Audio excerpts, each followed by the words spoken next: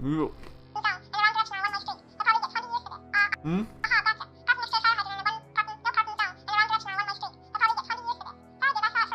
Oh. Okay. I see where we come from. I see where we come from with this. Oh no, it makes sense. It makes sense. Hmm?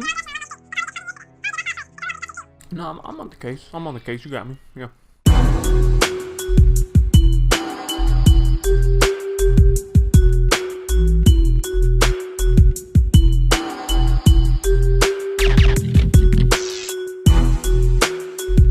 Well, it seems that, you know, the cheese is never ending with NBA 2K. There's always something new out there.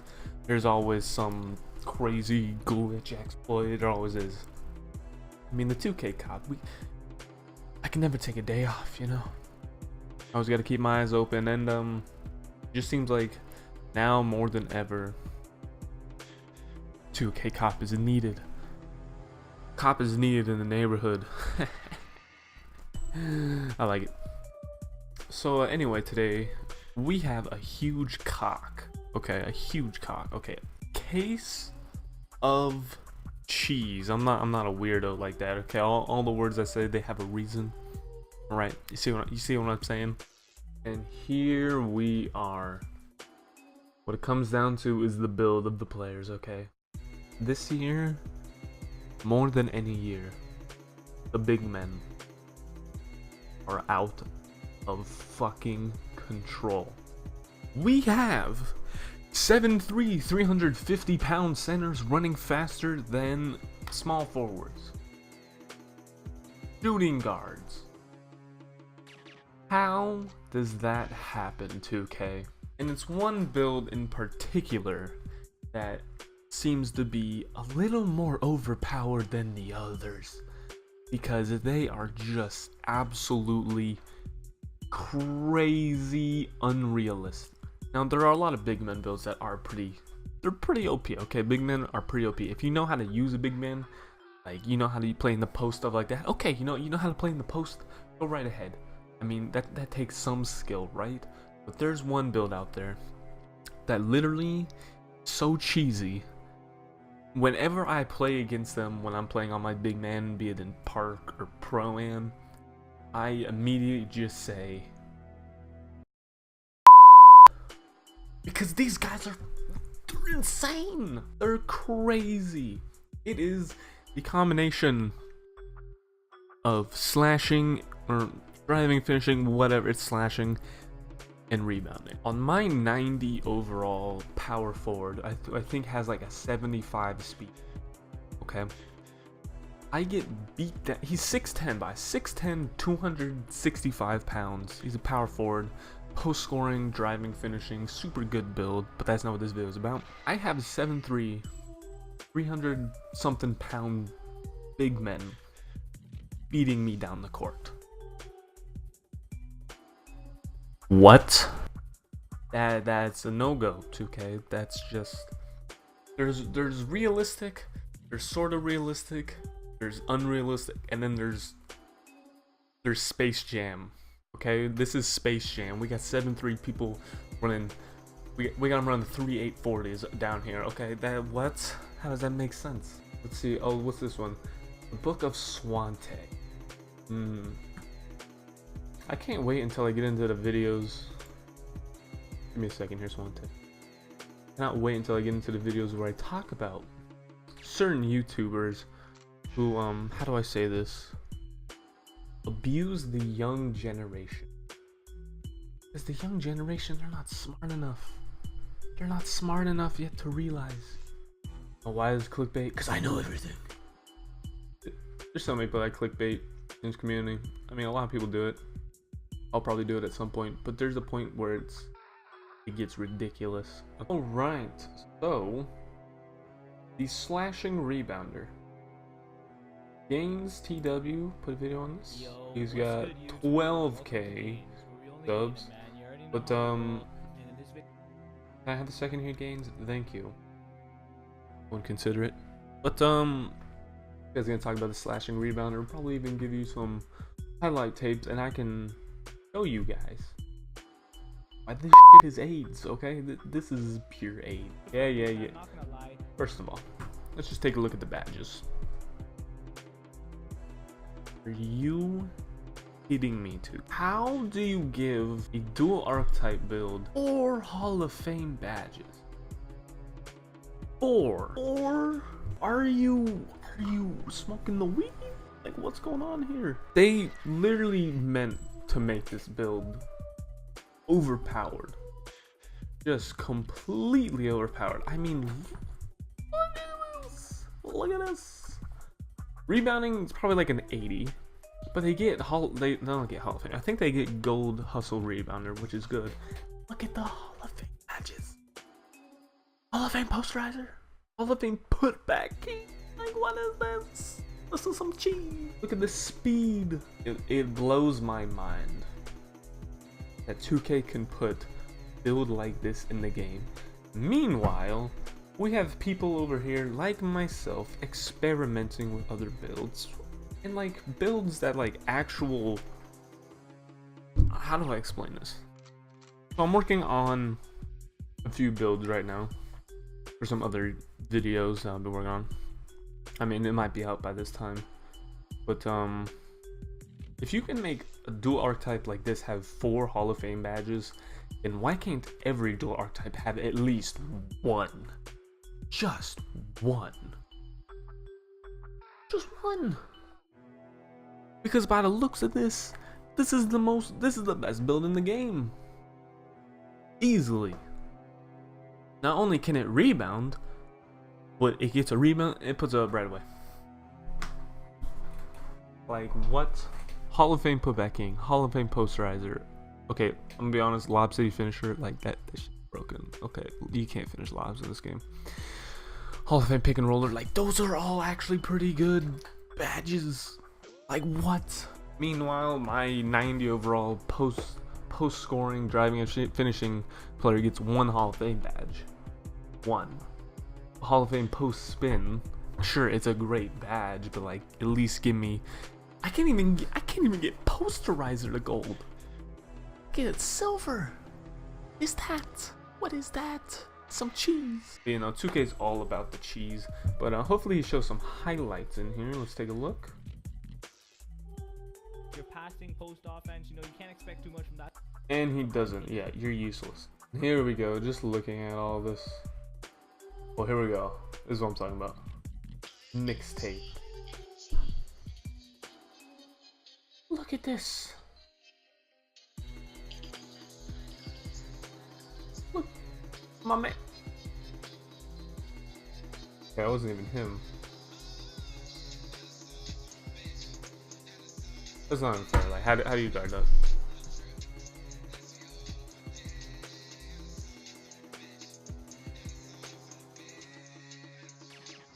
You literally, you get a rebound with this, you throw it up, it's going in.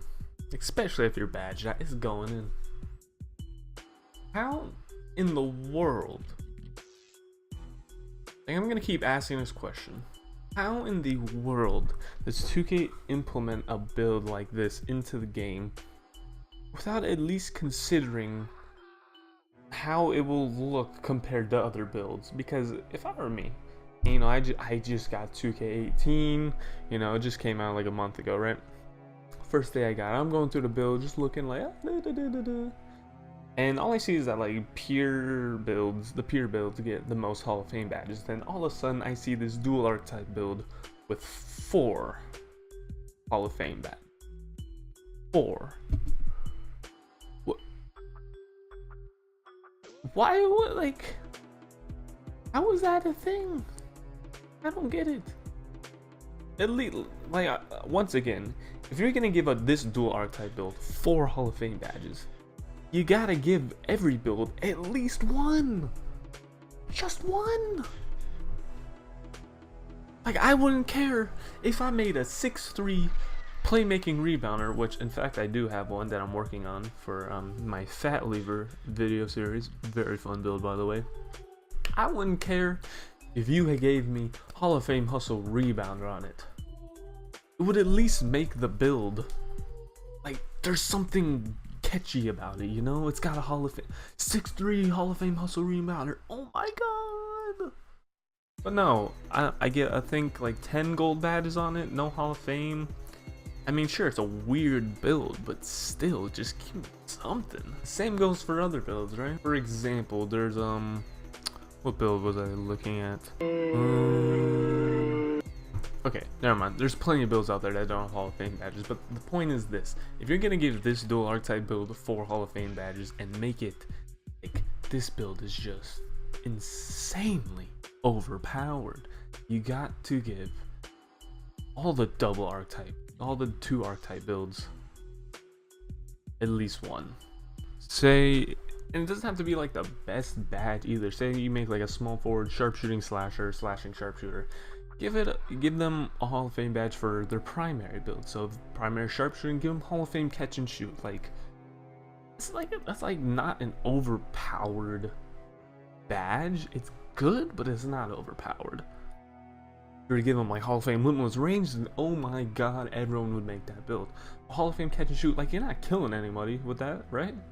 And this also goes into like for a lot of defensive builds. Only way, I think there's only a few builds that actually give 1 Hall of Fame badge with the double defense, but there's plenty of other ones like defending and playmaking. You would really think there'd be a Hall of Fame badge, but I know for a fact there isn't because I looked at it. There isn't one. Like, what's wrong with playmaking and defense put together? You can't give them a Hall of Fame badge? I think this is what 2K did. This is what 2K did. They put all the they got all like 180 something archetypes, threw them into a hat, right? They said, okay, these ones we pick out, besides the peer builds, these are all not gonna have Hall of Fame badges. Okay, they're all not. These ones are gonna have 1, and then one of them is gonna have 4. Wow! I'm pretty sure that's how they do. That's how they decide who gets what in terms of Hall of Fame badges. I mean, 2K's always been bad at balancing out their game. Like year after year, there's just crazy stuff in it. I think 2K15 was at the demigod years. At 2K16, I don't know. I didn't really play Park during those years. I was more of a my team guy myself. I'm still about my team, but you know, at the beginning of the years now, my team is just fucking, it's terrible. It's so bad. But you know, Park's really fun. I enjoy it. Especially enjoy it this year because I get to experiment with a lot of different types of players, which I really like. I'm all about like making new players and stuff, and making players based off NBA players and you know, all that. But this build is some cheese. It's just really OP. There is a way to stop it though. It's not like a foolproof way to stop it, because really, when it comes to the cheese, there's no foolproof way to stop it. Maybe luck, a lot of luck goes a long way. But really what it comes down to is one badge. One badge that's very important. And unfortunately, this badge is hard to get. It's very difficult. It is the Bruiser badge. The thing about the Bruiser badge is, if you have a big man with gold, Bruiser, or above, you're automatically you're locked down in the post, okay? Because a lot of these guys they're gonna be able to post you up, they'll dunk on you, they'll out rebound you. But with the Bruiser badge, it sucks all the energy out of the person. So they can't jump as high, they won't be able to back you down as much. That's why it's a super important badge. And for a lot of defenders, they get the badge to, I think, gold. A lot of post scorers, they get the badge to gold or Hall of Fame. Probably even rebounders get the badge. Don't know why. It's like they just make rebounding annoying in this game. But this badge is very important, because if you get this plus a good, you know how to position yourself in the post, you'll be able to stop the post game with these guys, because if you don't, they will dunk on you. Especially if they have Hall of Fame posterizer, because Hall of Fame posterizers here is crazy. It's insane. I have silver posterizer on my 6'10" post scoring slashing power forward, and I dunk on fools all the time in the post. Just go up, dunk, just like that. Imagine a 7'3", 350-pound Shaquille O'Neal back you down with Hall of Fame posterizer, yeah, it's not gonna be good. You need the bruiser badge, because if you suck all the energy out of the person, they won't be able to back you down anymore. And the last tip I can give, if you do get into the danger zone of being backed down, don't jump. Just don't jump, because if you jump, it's a GG. They'll dunk on you either way. What you have to do is hope that putting your hands up, you just put your hands straight up. You literally just pull back on the right stick and it'll put your hands up. You have to hope that it takes them out of the dunk animation, or it doesn't initiate a dunk animation instead of making go for a layup. Because layups is here, if you're like finger distance away, they will miss unless, you know, they may. Let me say this: there's a higher chance that they will miss. And actually, I lied. This is the last tip. If you are playing in the park or prime whatever, and you can communicate with your teammates, good idea is to have one of your teammates out in the perimeter. If you are getting bodied up, post up, whatever you want to call it, good idea is for them to come in, throw a little hand check or whatever, try and steal it, and go back out to make sure they don't get a 3-pointer. But if the person they're guarding on the perimeter is not a 3-point shooter, you double team them. Because most of the time they won't be able to get out of a double team, even though sometimes they might, they'll just pass it out. The guy can't shoot. If it's like someone who shouldn't be good at threes, leave them open, because if they do shoot the 3, they'll probably miss. But sometimes they will make it, but it's a gamble you have to take. And so yeah, those are the 3 tips. Bruiser badge, very important. And if you're a point guard getting back on him, we'll just spam X, I guess, because that's all you can do. So bruiser badge, hands up defense, don't jump, no jumping, please, just don't jump, and help defense from a teammate. So we have covered in the 2K Cop series the zigzag cheese and the slashing rebounder, rebounding, slashing, whatever you want to call it, build. 2 cheeses. Hopefully I've given you tips on how to guard them. If you enjoyed this video, you know what to do. I stream every day on Mixer.com. Very cool website for live stream. I play on Xbox One. If you enjoyed this video, be sure to check out my live streams. I'll put the link in the description. And everyone, have a good rest of your day.